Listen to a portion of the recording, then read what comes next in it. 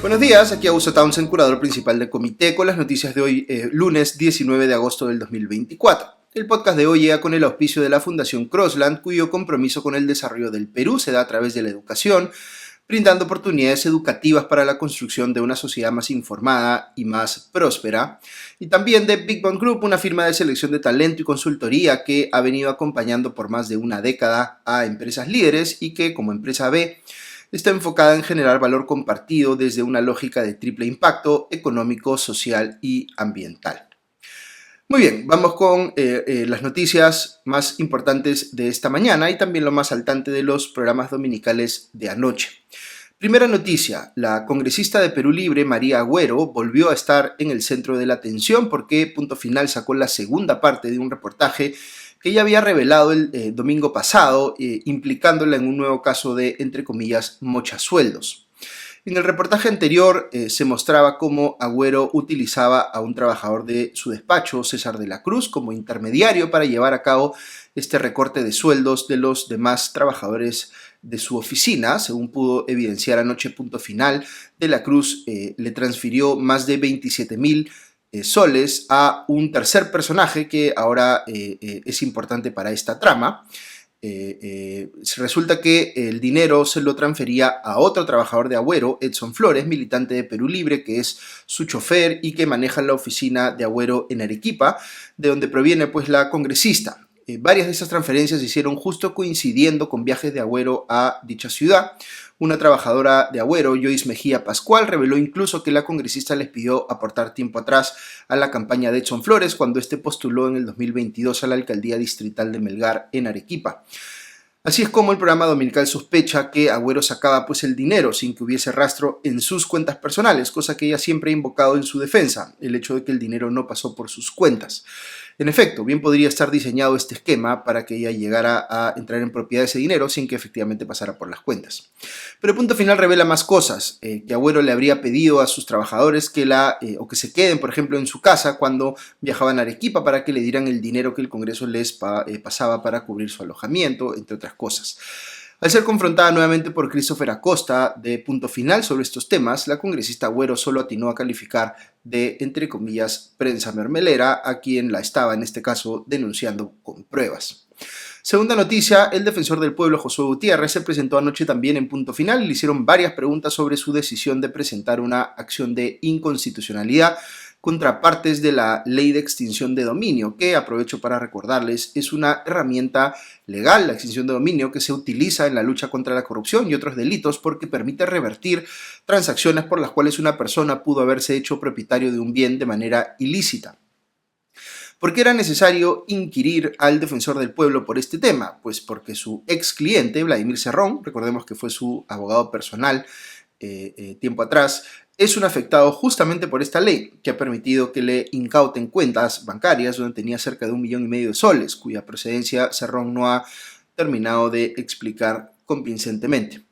Pero hay otro caso más. La hermana de Gutiérrez es representante legal de una empresa que también se ha visto afectada por la ley de extinción de dominio que ha permitido que le incauten un vehículo. De modo que el defensor del pueblo parece tener en este caso conflictos de interés muy evidentes al proponer que se declare inconstitucional la ley de extinción de dominio en ciertos aspectos. Gutiérrez ha defendido diciendo que no conocía sobre el caso de su hermana y que no ha buscado favorecer a Cerrón, a quien supuestamente le habría recomendado, dice él, que se entregue a la justicia. También dijo Gutiérrez que como defensor del pueblo no le toca defender al Estado, en los casos de corrupción, se entiende, sino a las personas. Y él cree que de todos los temas que sería importante o urgente que vea desde su cargo, pues este es uno que debe tratarse con prioridad. Algo ciertamente no calza ahí.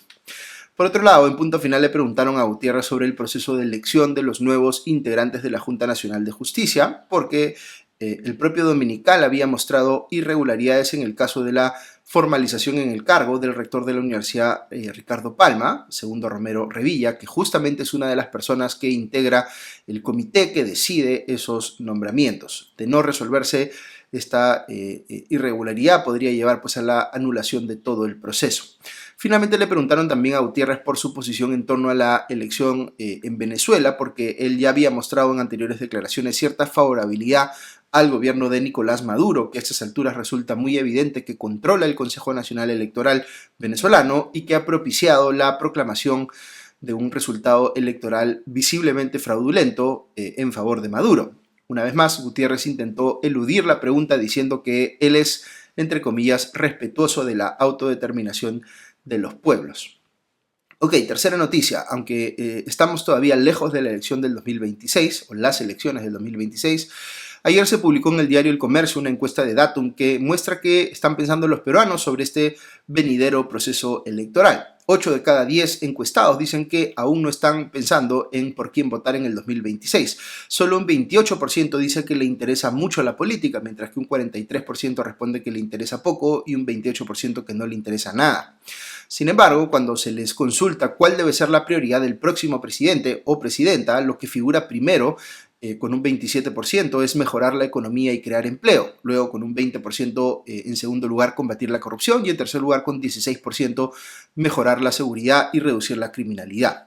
Sobre los atributos o valores personales que esperan ver en el próximo presidente, 39% menciona la honestidad, el mismo porcentaje apunta a no tener denuncias o antecedentes criminales y un 35% cita la transparencia y la rendición de cuentas hacia la ciudadanía. Una cosa que debe preocupar es que un 63% de los encuestados diga que no confía en la transparencia de los organismos electorales para llevar a cabo los comicios. Esto es bien delicado porque una característica fundamental de las democracias es la legitimidad de quien tiene o a quien le toca anunciar los resultados electorales. Esta desconfianza puede obedecer, de hecho creo yo que sí obedece a campañas de desprestigio contra tales organismos, pero es un fenómeno real y hay que ver cómo se soluciona. Finalmente le preguntan a las personas cómo se identifican políticamente y un 27% dice de derecha, 21% dice de centro, 13% dice de izquierda y 34% dice que no se identifica con ninguna de esas opciones. Cuarta noticia, el Jurado Nacional de Elecciones presentó un proyecto de ley ante el Congreso que propone que los líderes de partidos políticos no puedan tener sentencias por corrupción, terrorismo, entre otros. La propuesta del jurado señala específicamente que los fundadores y directivos de un partido o movimiento regional no podrán estar condenados a pena privativa de la libertad efectiva o suspendida con sentencia consentida o ejecutoriada por la comisión de los siguientes delitos: terrorismo, apología al terrorismo, tráfico ilícito de drogas, violación de la libertad sexual, colusión, peculado, corrupción de funcionarios, tráfico de influencias y enriquecimiento ilícito.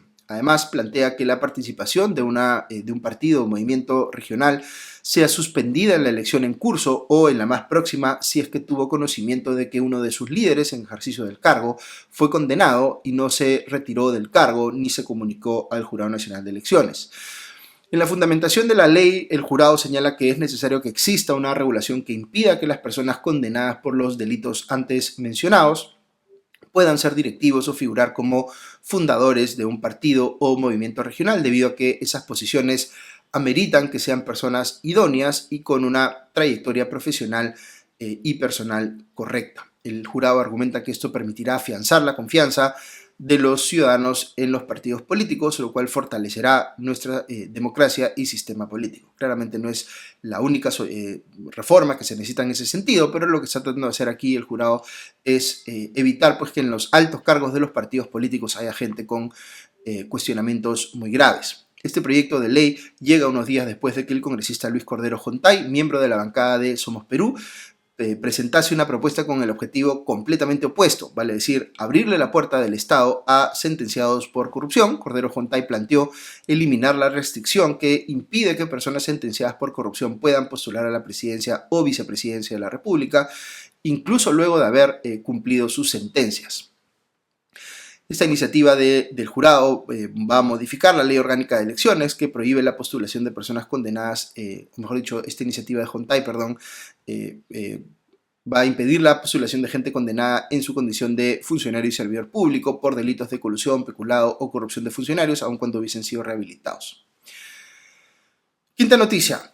Ayer se conoció del fallecimiento de Jainer Pinedo Vargas por complicaciones en un cuadro de dengue que había contraído. Quizá no lo ubiquen por su nombre, pero Pinedo se hizo muy famoso en las redes sociales con su apelativo de el ingeniero bailarín, y fue uno de esos casos en los que un video se viralizó frenéticamente en las redes sociales, en TikTok principalmente, justo en la época de la pandemia, y Pinedo se convirtió en un personaje familiar para muchísima gente. El baile que lo hizo famoso se popularizó, la gente lo imitaba en TikTok y además se bailaba en los matrimonios, etc. En fin, ha sido una tragedia porque Pinedo era muy joven, tenía apenas 34 años de edad, se había contagiado de dengue en una visita que hizo a Condorcanqui en Amazonas por temas de trabajo y luego fue internado en un hospital de Chiclayo donde tuvo que ser ingresado a la unidad de cuidados intermedios cuando se le detectó un cuadro de neumonía y también se le identificó un derrame pleural que terminó pues complicando su situación y lamentablemente perdió la vida. Cabe indicar que, según cita el comercio, en las últimas 32 semanas se han registrado 260.000 casos de dengue y 242 fallecimientos asociados a esta enfermedad. El dengue es una enfermedad que se transmite vía la picadura de un mosquito, así que hay que tener mucho cuidado con dejar superficies con agua al aire libre, que son justamente las que atraen a estos insectos. Muy bien, estas son las noticias de hoy. Recuerden que Comité es un esfuerzo que busca explicar a diario las noticias más importantes de manera rigurosa, sin sensacionalismo y sin dueños de la verdad, para que tengamos pues una ciudadanía mejor informada. Si nos escuchas desde las cuentas de Comité en las redes sociales, dale seguir, cliquea me gusta y comparte nuestros contenidos para que podamos llegar a más gente. Un agradecimiento nuevamente a nuestros auspiciadores, la Fundación Crossland y Big Mom Group, que son los que nos permiten seguir haciendo lo que nos gusta y ir amplificando nuestro impacto. Que tengan un buen inicio de semana y ya nos escuchamos el día de mañana. Adiós.